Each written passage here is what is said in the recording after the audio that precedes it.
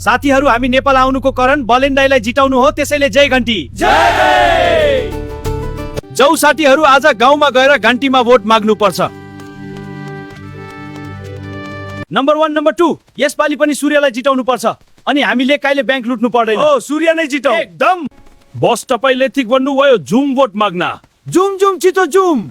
आमा नमस्तेमा भोट माग्न आएको, अस्पाली भोट फेरि पनि सूर्यमा है। मैले सूर्यमा भोट हाले भने मैले पाउँछु भन त आनी दिन्छु भोट। आमा त्यसको चिन्ता नगर्नु न, यो लिनु पैसा, तर यसपालि भोट चाहिँ सूर्यमा है।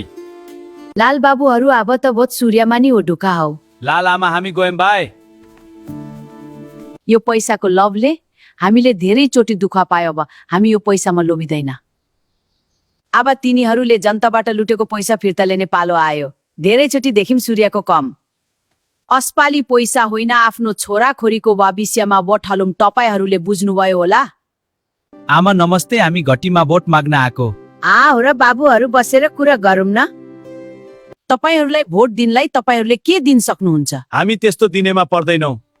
आमा यो घटी भनेको त बालेन्डाईको पार्टी हो नि, बालेन्डाईलाई चिन्नुहुन्छ? र बाबु बलेनलाई त चिनिहाल्छु नि। मलाई छोराले बलेनलाई भोट हालेन भने नेपाल आउडिन भनेको छ। बालेनको भोट चिना घान्टी पो हो, म बुद्धि मान्छेलाई कि त हुनक बाबुहरू। हो आमा, तिमी चिन्ता, हामी सिकाउँछौ। यो लेउ बाबुहरू, यो पैसा पाक्सी बालेन प्रधानमन्त्री भए पाक्सी देशको लागि प्रयोग गर्नु भन्ड्यो। होइन आमा, यो पैसा तपाईँ नि रखानु, हाम्रो लागि तपाईँको माया नि ठुलो कुरो हो। हुन्छ आमा, तपाईँले बलेन्दै प्रति देखाएको माया कहिले बिर्सिन्न। बाई आमा, हामी गयौँ। हुन्छ बाई। नमस्ते सबैलाई। यसपालि भोट हाम्रोलाई होइन, राम्रोलाई हालौँ।